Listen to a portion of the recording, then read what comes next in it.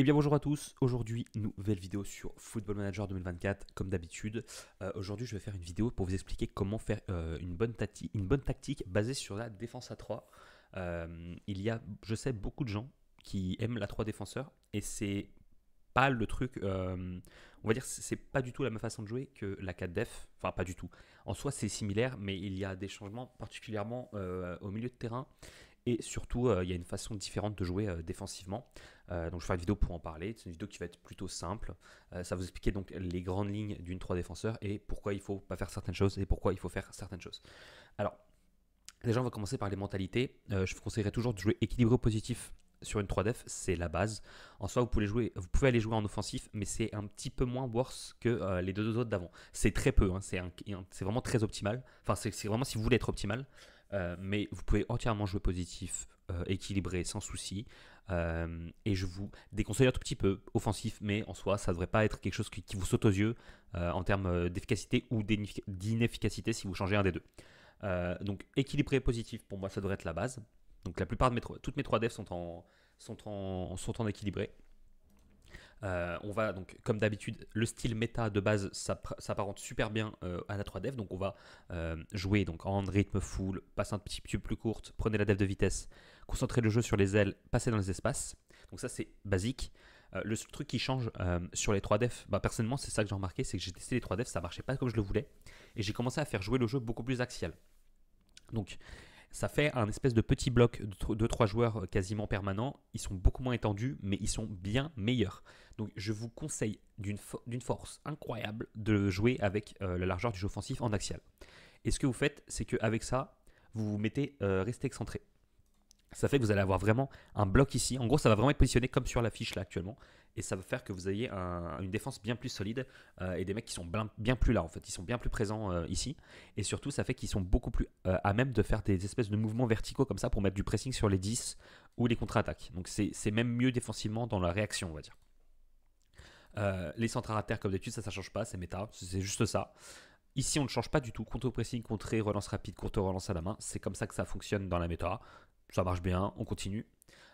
Et ici, donc j'en ai souvent parlé comme quoi il ne fallait pas mettre rester plus haut. Je change complètement d'avis.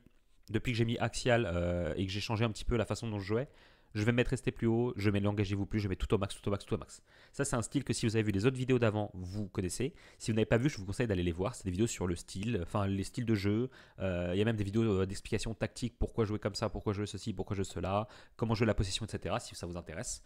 Euh, Maintenant, je vais vraiment vous parler donc sur la structure des tactiques, ce que vous pouvez faire et ce que vous ne devez pas faire ou éviter de faire. Vous pouvez le faire, tout est faisable sur FM, mais on va éviter de le faire.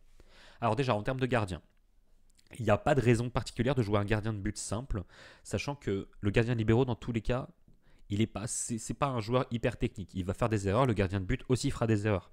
C'est simplement dans votre comportement que ça va changer, enfin le comportement du gardien. Gardien, défense, soutien, attaque, franchement, c'est comme vous le souhaitez, c'est votre style de jeu, ça va pas vous tuer une tactique, ça va pas vous faire devenir une meilleure tactique. Ça, c'est complètement à vous-même. Alors, en termes de défense, il y a des combos que vous pouvez faire. Donc, déjà, vous pouvez jouer défenseurs normaux ou défenseurs relanceurs. Défenseurs centraux, c'est plus pour garder la balle. Défenseurs relanceurs, c'est plus si vous voulez être efficace, tout simplement. Il y a deux façons de jouer, on va dire, avec les défenses à 3. J'éviterai d'utiliser les libéraux, même si c'est potentiellement jouable. C'est pas un poste que je trouve très fort. C'est un poste qui est un peu bizarre. Il est vraiment ignoré dans le jeu. Je ne sais pas pourquoi. On va dire que quand vous mettez un libéraux au milieu, il va quasiment jamais toucher la balle, alors que c'est pas censé être ça. Donc, vous avez plusieurs façons de jouer. Et c'est une façon que vous pouvez jouer avec les stoppers. Donc, les stoppers sont encore plus à même d'aller au pressing. Moi, je les ai mis sur une tactique avec un seul 6, comme ça peut vraiment combler les manques. Bon, tout en laissant un petit peu d'espace derrière, mais bon, vous avez compris le principe. Les défenseurs central stoppers sont vraiment très bons sur ce FM. Enfin, ils sont très jouables en tout cas. Ces défenseurs relanceurs classiques sont globalement meilleurs. Mais on parle vraiment d'une toute petite marge, quelque chose que vous n'allez jamais reconnaître dans une game classique. C'est une différence qu'on voit particulièrement sur les tactiques qui sont testées avec des milliers de matchs. Donc c'est pas des choses que vous allez voir sur votre petite partie avec 38 matchs dans la saison. Vous inquiétez pas. Sachez que vous pouvez jouer les stoppers. Vous pouvez même jouer un couverture au centre si vous voulez, avec deux normaux sur les côtés de relanceur défense. Mais si vous voulez varier un petit peu votre plaisir, vous pouvez mettre un défenseur relanceur stopper, un défenseur normal. Voilà, vous pouvez vous amuser à faire ce que vous voulez. Donc sachez maintenant, on va passer à la ligne du dessus, sachez que les défenses à 3 sont extrêmement dépendantes des latéraux. Quand je dis qu'elles sont extrêmement dépendantes, c'est honnêtement 60% de votre rapport offensif et même défensif. En vrai, c'est une grande partie aussi. Je vous conseillerais toujours d'avoir des latéraux ultra rapides et d'appuyer dessus le plus possible parce que c'est ça qui est fort sur FM cette année.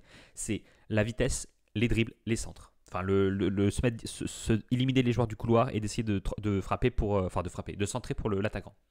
Ce que vous faites, c'est que vous voulez que votre latéral centre de la ligne de but. Vous pouvez jouer latéral offensif complet. Les deux sont très bons. Soutien, attaque, c'est pas grande différence. Simplement, tant que vous respectez la ligne directrice, donc dribbler, centrer la ligne de but, ça va être bon. Et les rester excentrés si vous jouez axial. Si vous n'aimez pas trop l'axial, bah, ça va être un peu moins bon. Mais c'est quand même très bon. Vous devez rester excentré si vous jouez axial. C'est le mieux, donc je vais partir sur cette base-là. Vous voulez que ça reste excentré, vous voulez que ça sorte de la ligne de but et vous ça dribble. Parce que le but, c'est de bouffer la ligne. Dès que vous avez la balle, ça cavale et ça centre d'ici pour l'attaquant. Et petit tapine, boum, but. Par exemple, dans cette tactique, vous voyez qu'il y a des attaquants intérieurs soutien. D'ailleurs, il est intérieur. Je ne sais pas pourquoi je l'ai mis en soutien. Il est attaque ici. C'est des bons défenseurs, malgré ce que vous pouvez penser, parce que dans ce dispositif-là, ils vont beaucoup redescendre et se positionner un petit peu entre les volantés. Enfin, entre les latéraux et les volantés, on va dire. Ils se positionneront ici pendant les attaques, etc. Donc ça fait vraiment une grande ligne avec les attaquants intérieurs qui ne sont même pas au-dessus. Ils sont vraiment bien ici. Donc les attaquants intérieurs sont vos premiers défenseurs. Et l'attaquant devant sera votre premier, on va dire votre premier joueur au pressing. Vous pouvez mettre seulement attaquant avancé, je vous dirais, si vous jouez avec un seul attaquant. Par contre, si vous jouez à deux attaquants, vous pouvez jouer avec attaquant pressing, faux neuf, attaquant complet.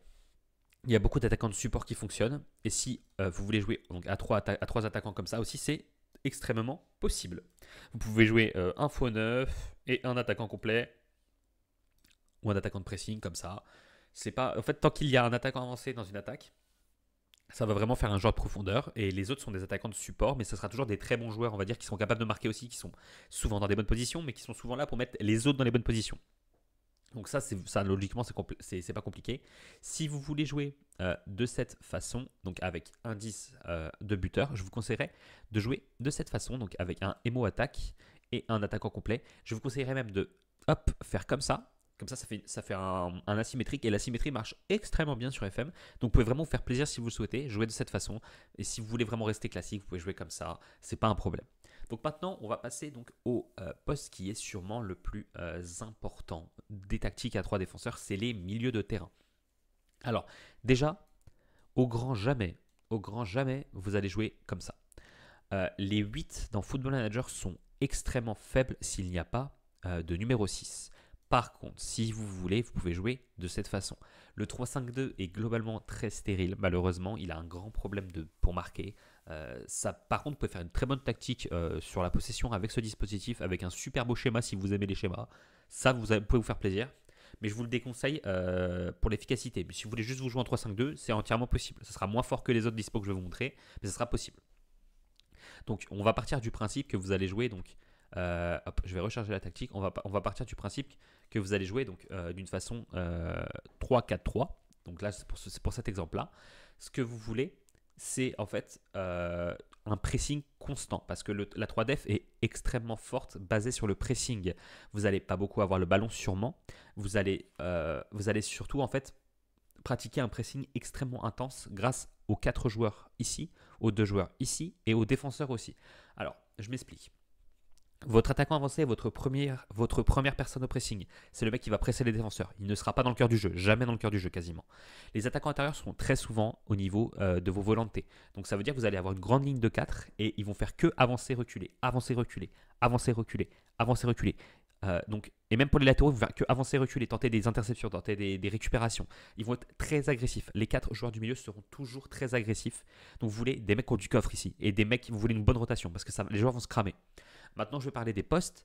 Au milieu, Regista est très utilisable. Milieu défensif est extrêmement fort. Meneur de jeu en retrait est bon. Milieu récupérateur est bon. Milieu sentinelle est bon. Demi-centre, on va éviter. Et meneur de jeu libre est bon seulement tout seul. Personnellement, je vous conseillerais toujours au moins d'avoir un volanté attaque, un joueur extrêmement agressif. Si vous voulez, à ses côtés, vous pouvez mettre un Regista, un UJR ou un MD. Mais je vous déconseillerais de faire deux milieux neutres, deux milieux MD ou deux milieux MJR. Ça va faire que les joueurs vont faire beaucoup moins de pressing et vous allez beaucoup moins occuper l'espace au milieu. Ça fait que vous allez être moins efficace, etc. Ça va faire beaucoup plus d'actions stériles. Vous allez avoir du mal à amener la balle devant. Donc je vous conseillerais toujours d'être agressif au minimum à l'intérieur. Ici, très important dans le bloc du milieu là d'être agressif. Personnellement, je joue avec un volonté simplement pour le comportement. Je veux qu'il tacle seulement, je veux pas qu'il aille dans les espaces, etc. C'est juste un MD extrêmement agressif qui va beaucoup plus au pressing.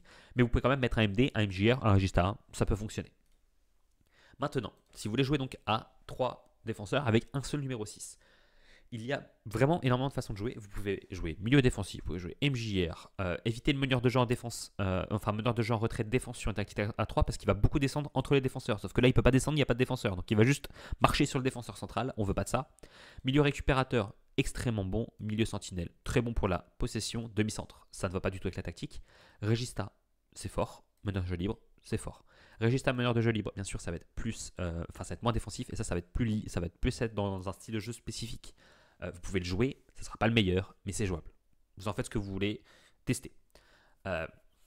Globalement, la 3def cette année est très forte. On est quasiment aussi fort qu'un 4-2-3-1 ou qu'un 4-3-3. Selon moi, la meilleure tactique pour gagner, vraiment purement gagner et être extrêmement solide défensivement, je vous l'ai présenté dans une des dernières vidéos, c'est le 3-4-3 Chaos, donc c'est celui-là. C'est pour moi la meilleure tactique de PvP. Quand je dis que c'est la meilleure tactique du PvP, c'est que vous allez vraiment chier sur les 4-3-3, les 4-2-3-1, les 4-2-4. Parce que vous êtes extrêmement fort au milieu et que ces tactiques-là, comme le 4-2-3-1, ont du mal à jouer avec un pressing encore plus haut que. En fait, c'est juste pas possible. Normalement, il n'y a pas censé y avoir de meilleur pressing que le 4-2-3-1, GGN Press ou le 4-3-3 ou le 4-2-4. Mais avec les 4 joueurs de la ligne, le latéral offensif, volonté, etc., ça fait que vous avez une ligne avec les attaquants intérieurs qui se foutent ici, là. Vous avez une ligne, mais impénétrable. Vous pouvez tellement surperformer avec cette tactique si vous avez juste un bon attaquant devant. Oui, évidemment, si vous jouez à un seul attaquant, donc de cette façon-là, en 3-4-3, vous allez avoir besoin d'un excellent attaquant. Par contre, si vous jouez à 2 attaquants ou 3 attaquants, c'est pas aussi important d'avoir un mec hyper grand, hyper rapide. C'est une formalité seulement si vous jouez avec ce dispositif-là exactement. Si vous jouez avec ce dispositif-là, vous allez être quand même plus vulnérable, vous allez beaucoup plus marquer. On sera sur des stats qui seront similaires à un 4-2-4 ou un 4-2-3-1 en termes de buts marqués et de buts pris. Par contre, le 3-4-3, il n'a pas vraiment d'équivalent en termes défensifs. Vous allez moins marquer. Mais en termes défensifs, il n'y a aucune tactique qui arrive à la cheville de ce dispositif-là, de cette façon-là. Vous pouvez même, par exemple, pimper un petit peu. Je vous ai dit, vous pouvez jouer avec des stoppers, vous pouvez jouer avec un couverture, vous pouvez jouer avec un gardien libéraux attaque. Ici, vous pouvez même jouer avec des ailiers intérieurs, vous pouvez jouer avec des ailiers. En fait, tout est faisable tant que vous restez dans un dispositif logique, tant que vous ne faisiez pas des dingueries, tant que vous ne jouez pas avec 2-10 et pas de milieu, ça va passer. Les 3 defs, il n'y a pas besoin de faire de grandes choses dingues, hein, c'est juste du dribbler plus. On reste tout le temps sur les mêmes consignes particulières, donc tacler plus durement primordial, et les joueurs de côté qui ont besoin de rester excentrés pour les latéraux et de rester plus à l'intérieur pour les ailiers. C'est ça qui fait que c'est très solide dans ce genre de dispo. Là, c'est pareil, on va demander, donc là, on ne vous demande pas aux attaquants intérieurs pour qu'ils puissent être capables de eux-mêmes gérer leur déplacement. Par contre, les latéraux, on veut toujours que les mecs restent sur un côté parce que c'est toujours important d'avoir, avec ces tactiques-là, en particulier les 3 defs, c'est extrêmement fort d'avoir des latéraux qui bouffent la ligne et qui cavalent juste et qui en fait font des centres. C'est littéralement le nerf de la guerre. Vous pouvez jouer la possession en 3 def sans souci. C'est même un petit peu meilleur que la 4 def. Enfin, le 4 def, vous avez compris, 2 DC. Mais c'est un peu plus stérile malheureusement parce que c'est beaucoup plus compliqué de faire des chemins de passe qui vont vers l'avant avec 3 défenseurs vu qu'il manque un joueur dans le cœur du jeu bien sûr. Je pense que j'ai tout dit dans cette vidéo. Si vous avez des questions, n'hésitez pas à venir sur le Discord ou posez-les en commentaire. Je vous répondrai si la question est pertinente. Pour moi, ça sera tout. Je vous souhaite une bonne journée, une bonne soirée. Au revoir.